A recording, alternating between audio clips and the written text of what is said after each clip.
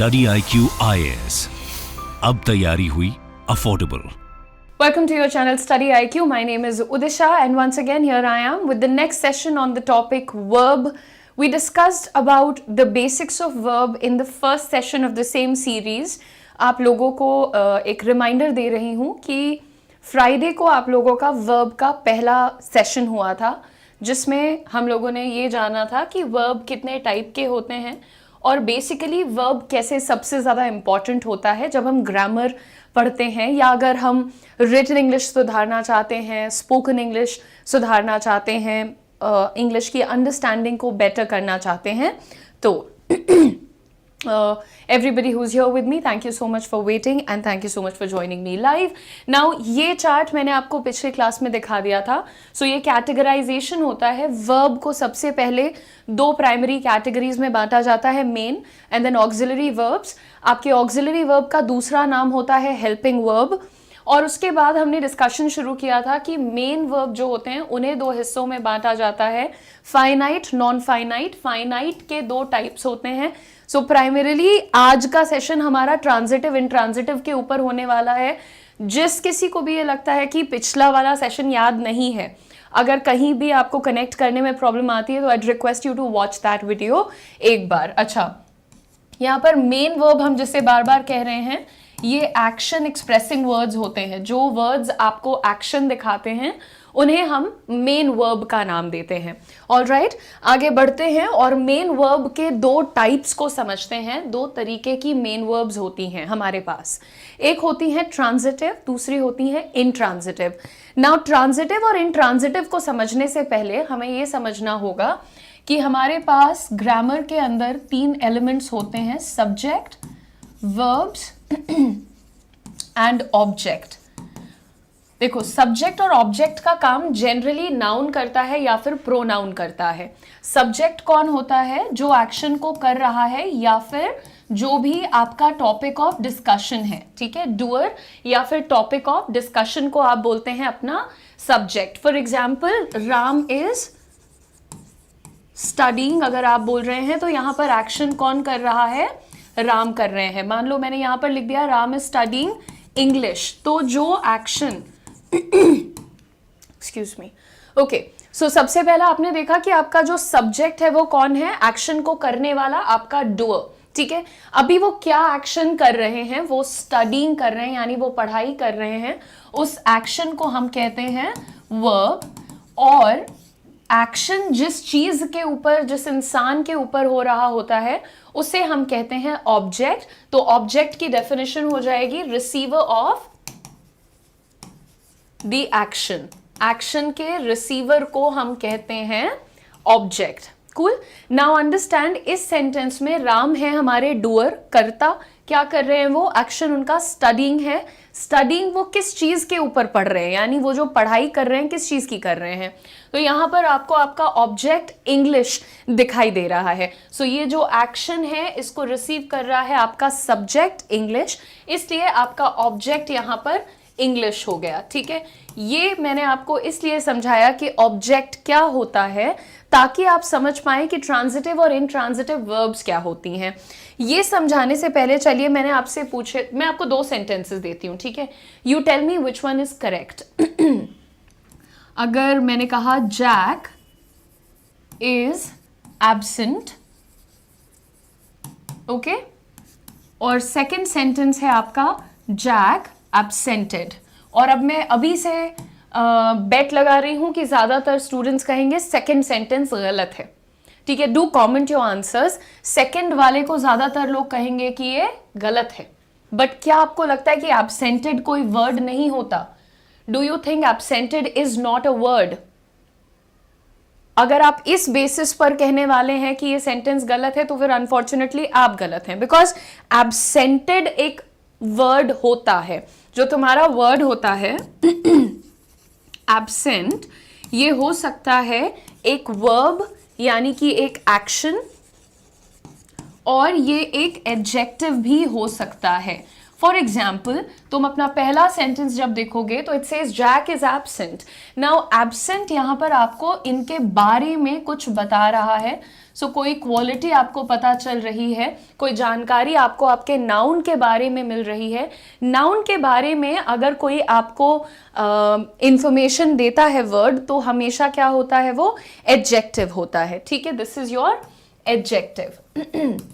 लेकिन अब यहां सेकेंड सेंटेंस में देखिए, जैक एब्सेंटेड. यहां पर ये वर्ब है, ed जिसमें लगता है, ing जिसमें लगता है, वो वर्ड्स क्या होते हैं, आपके वर्ब्स होते हैं. Those are your verbs. और ये कोई एक्शन बता रहा है आपको. सो एज अ वर्ब तुम्हारे वर्ड एक्शन का मीनिंग हो जाता है टू स्टे अवे और टू रिमेन अवे. किसी चीज से दूर होना या रहना, दूर रहना. सो यहां पर सेंटेंस एब्सेंटेड की वजह से गलत नहीं है. सेंटेंस इसलिए गलत है क्योंकि इसके बाद तुम्हारा ऑब्जेक्ट मिसिंग है. कई बार हमारे स्टूडेंट्स ये गलती करते हैं कि वो कहते हैं आई enjoyed a lot. I enjoyed a lot. और लोग कहते हैं this is absolutely correct. But अगर आप ग्रामेटिकली देखेंगे तो ये सेंटेंस बिल्कुल इनकरेक्ट है. Absolutely incorrect आपका सेंटेंस है यहाँ पर. रीजन इसका भी सेम है क्योंकि आपके पास enjoyed वर्ब का ऑब्जेक्ट मिसिंग है.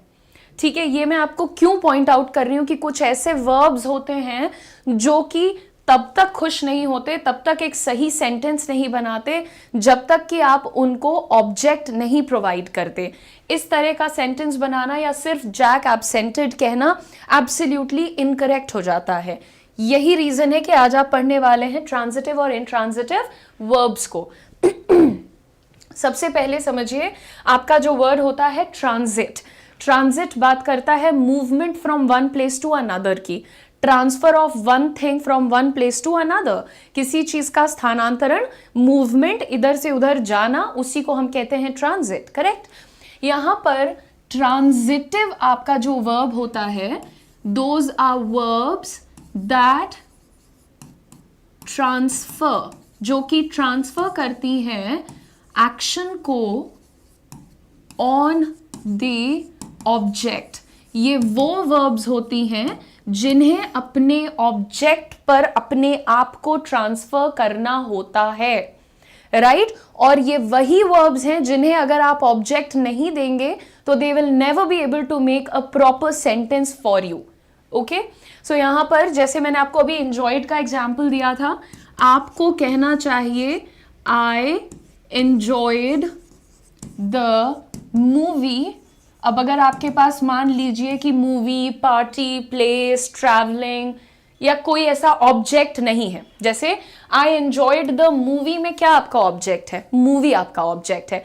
इन केस आपके पास कोई ऑब्जेक्ट नहीं है, आपको बस ये कहना है कि मुझे बड़ा मजा आया या मैंने बहुत आनंद उठाया किसी चीज का. ठीक है. सो यहां पर if you don't have an object, आपको क्या करना चाहिए, add a reflexive pronoun after this. इसके बाद आपको रिफ्लेक्सिव प्रोनाउन लगाना चाहिए. So how will you make the sentence correct now, I enjoyed myself. जो भी आपका सब्जेक्ट है उसके हिसाब से आप एक रिफ्लेक्सिव प्रोनाउन लगा दीजिए. अगर यहां पर आई की जगह ही होता तो क्या हम ये थोड़ी लिखते कि ही enjoyed my self, he enjoyed himself लिखना होता हमें. राइट. सो ये होता है आपका ट्रांजिटिव वर्ब का खेल. और ऐसे बहुत सारे वर्ब्स हैं, मैं अभी आपको यहाँ पर लिख के भी बता दूंगी, जो कि विदाउट एन ऑब्जेक्ट फंक्शन नहीं कर सकते हैं. जैसे अगर हम बात करें, हमारे पास कुछ वर्ड्स होते हैं जिनका मीनिंग हम कंप्लीटली अलग जानते हैं. क्या आप में से किसी को भी पता है what's the meaning of the word acquit? Not that you guys are very active with your answers. Acquit word का मीनिंग किसी को पता है? आरोप मुक्त, ये पता होगा आपको. अक्विट का मीनिंग आपको जो मालूम होगा दैट इज आरोप मुक्त कर देना. ठीक है. I am waiting for your answers everyone. पहला मीनिंग इसका आपको यही पता है, राइट? टू डिसाइड, इनफैक्ट शायद नहीं पता हो. So to decide in court someone is not guilty. आरोप मुक्त कर देना कि नहीं, इसने क्राइम नहीं किया है. ये एक वर्ड, ये एक मीनिंग हो गया इस वर्ड का. अंग्रेजी कॉम्प्लिकेटेड इसलिए भी हो जाती है क्योंकि एक ही वर्ड के कई सारे मीनिंग्स होते हैं. ओके, सो अक्विट का जो दूसरा मीनिंग होता है that is to do better than expected. ठीक है. नाउ अगर मैं इस सेंस में इस वर्ड को यूज कर रही हूं और मैं इसके साथ एक ऑब्जेक्ट नहीं लगा रही हूं, फॉर एग्जाम्पल अगर मैं कहती हूं कि मेरी टीम ने, या फिर मान लो मैंने कहा उन्होंने उस क्राइसिस में बहुत अच्छा परफॉर्म किया, जैसे आप लोग अक्सर बात करते हैं ना अपने एसेज वगैरह में, आपको ये for example government schemes, government crisis, government policies etcetera के बारे में बात करनी होती है. And then that's where you get talking about किसी पॉलिटिशियन ने, किसी सरकार ने, किसी मिनिस्टर ने बहुत अच्छा परफॉर्म किया, राइट. तो मान लो मैं कुछ लोगों के बारे में कहती हूं कि दे acquitted very well in that crisis. अभी देखने में ये सेंटेंस किसी को गलत नहीं लगेगा, nobody will say that this is incorrect, पर जो पढ़ा लिखा इंसान होगा जो कि आपका पेपर इवैल्यूएट करेगा, एनालाइज करेगा, बता दें आपको, उन्हें पता चल जाएगा that this is incorrect. Acquitted के दो मीनिंग्स होते हैं, राइट. पहला ये कि आप कोर्ट में डिसाइड करते हैं कि कोई गिल्टी नहीं है, आपने उनको आरोप मुक्त कर दिया है, free from any kind of accusations और चार्जेस.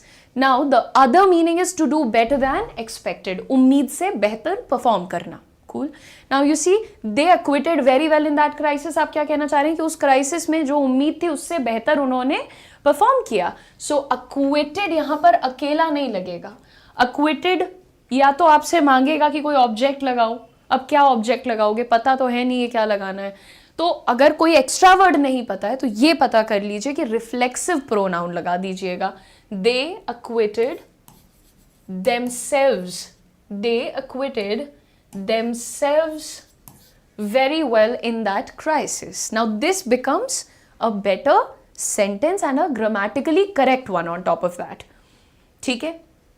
इसी तरह से अभी जैसे आप ये वर्ड्स देख रहे हैं, हमारे पास कुछ स्ट्रिक्टली ट्रांजिटिव वर्ब्स होती हैं, यानी कि जो बिना एक ऑब्जेक्ट के फंक्शन ही नहीं करेंगी, राइट. उन्हीं को हम कहते हैं स्ट्रिक्टली ट्रांजिटिव वर्ब्स. तो आप यहां पर चलिए लिख लीजिए,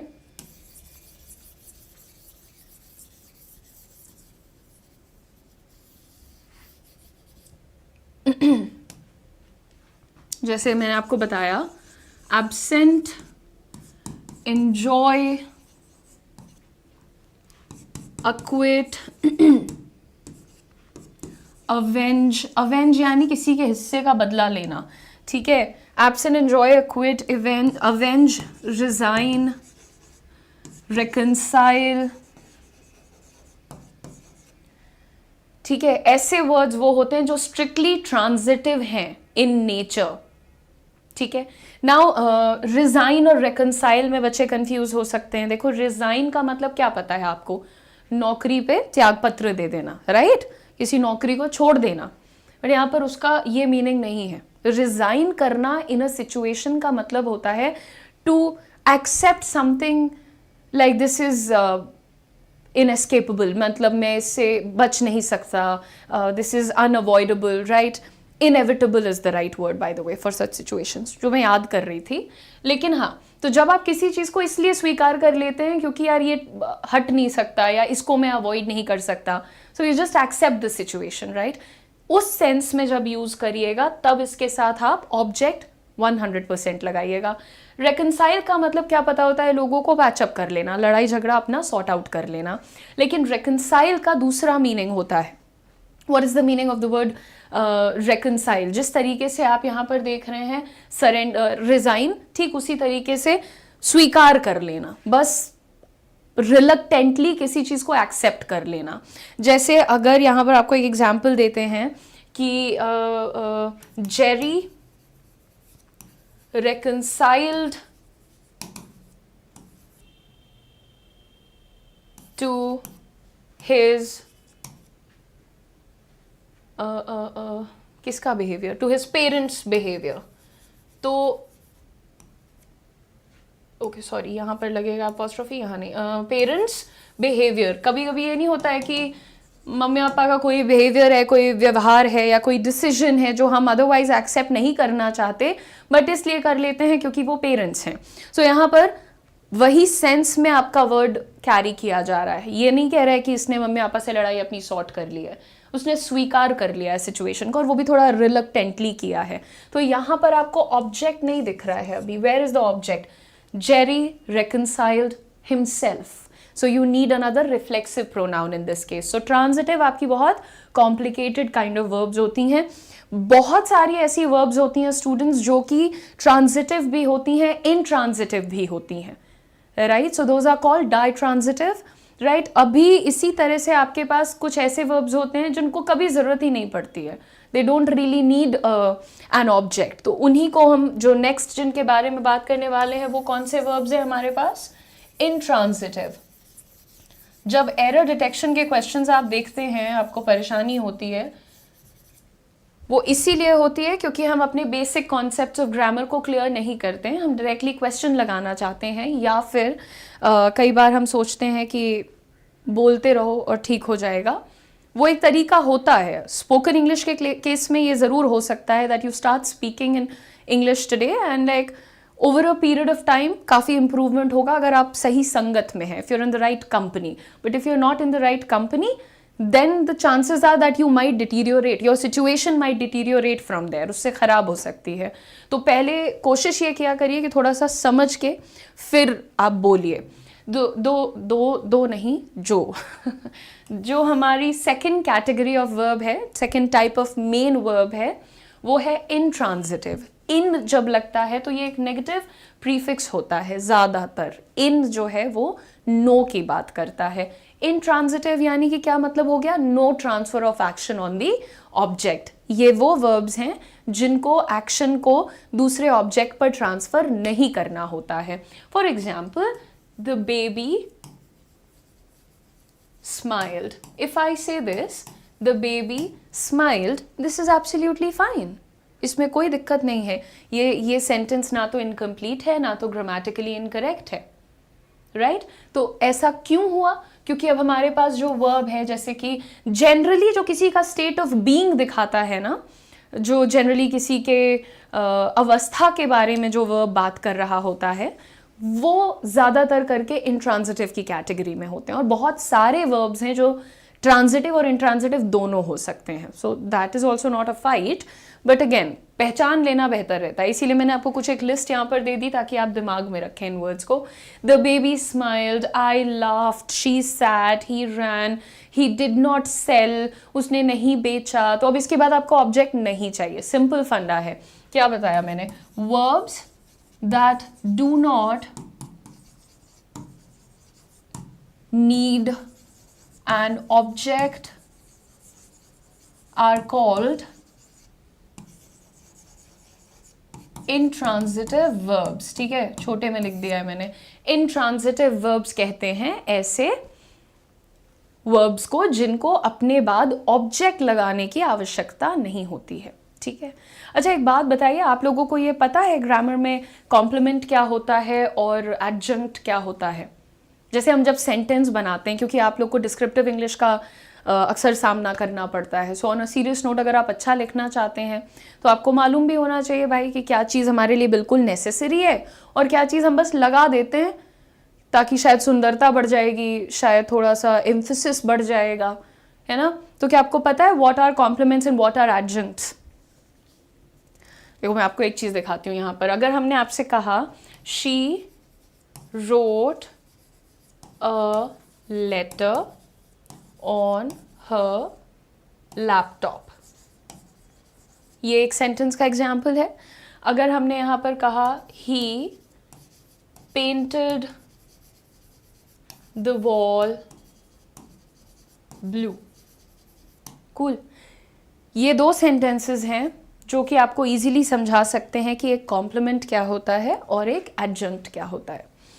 देखो, एक कॉम्प्लीमेंट आपको वो आई वाला पता होगा, कॉम्प्लीमेंट विद एन आई, जिसमें आप किसी की तारीफ कर रहे हो। कॉम्प्लीमेंट विद एन ई, जिसमें आप किसी की तारीफ कर रहे होते हैं। जैसे आप किसी को कहते हैं यू लुकिंग वेरी ब्यूटिफुल, ये क्या है? This is an appreciation, right? ये तारीफ करी जा रही है किसी की, प्रेज। सो उसे हम कॉम्प्लीमेंट कहते हैं। ये दोनों एक जैसा साउंड करते हैं पर होते अलग हैं। फिर तुम कभी कभी कहते हो कि ये शैम्पू के साथ कंडीशनर कॉम्प्लीमेंट्री था। कॉम्प्लीमेंट्री वाला कॉम्प्लीमेंट यहां पर आप समझने जा रहे हैं। तो जो भी चीज एक्स्ट्रा होती है, एडिशनल होती है, कभी कभी पूरक होती है, राइट? तो जब आपको शैम्पू के साथ कंडीशनर दिया जाता है तो वो इसीलिए दिया जाता है ताकि आपको आदत हो जाए कि आप शैम्पू लगाएं और उसके बाद कंडीशनर लगाएं, फिर आपके बाल ज़्यादा सॉफ्ट हो जाएं, तो फिर आपको आदत हो जाए उसको एज अ कॉम्बिनेशन यूज़ करने की। वो पूरक होते हैं एक दूसरे के। ठीक उसी तरह से जब आप देखेंगे कि कोई पीस ऑफ इंफॉर्मेशन आपके सेंटेंस में बचे हुए सेंटेंस का पूरक है, वो उसको कंप्लीट कर रहा है, it is adding in the completion of the sentence, तब आप उसे कहते हैं that this is a compliment. लेकिन अगर कोई ऐसा टुकड़ा लगा हुआ है जो कि बस एक्स्ट्रा इंफॉर्मेशन ऐड कर रहा है, बट उसको हटा देने से तुम्हारे सेंटेंस की सेहत पे कोई असर नहीं पड़ेगा, तो ऐसे सेंटेंस को तुम क्या कहोगे? एडजंक्ट कहोगे। ऑन हर डेस्कटॉप कॉम्प्लीमेंट है? नहीं अभिषेक, आपने कोशिश की, उसके लिए थैंक यू। लेकिन ऑन हर लैपटॉप जो है, ये बेसिकली आप यहां से हटा दीजिए। आपको बताना है उसने एक चिट्ठी लिखी, उसने एक चिट्ठी लिखी। अगर आपको ये बताना है किसी को that she wrote a letter, उसने एक चिट्ठी लिखी। अब she wrote it on her letter, she wrote it on a piece of paper, she wrote it in her favourite journal, it does not make any difference. वो उससे कोई फर्क नहीं पड़ रहा है आपको, मुझे या सुनने वाले को, राइट? लेकिन ही पेंटेड द वॉल ब्लू, उसने दीवार को नीला पेंट कर दिया था। अगर मुझे ये बताना है कि उसने दीवार को नीला पेंट कर दिया था और मैं नीला वर्ड को ही हटा देती हूँ, then this is a problem. ये मेरे पीस ऑफ इंफॉर्मेशन को हैम्पर कर रहा है, आधा कर दे रहा है, राइट? तो जो चीज सिर्फ तुम्हारी बात में एक एम्फेसिस डालती है या सिर्फ एक्स्ट्रा पीस ऑफ इंफॉर्मेशन डाल देती है, उसे क्या बोलोगे?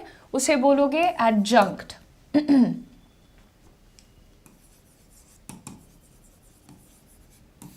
एडजंक्ट, ठीक है? लेकिन जो बिल्कुल मैंडेटरी है, सेंटेंस के कंप्लीशन में इंपॉर्टेंट है, उसे आप लोग कहिएगा कॉम्प्लीमेंट, ठीक है? So this is where we stop today. Tomorrow we start discussing our auxiliary verbs, सहायक क्रियाएं, ठीक है?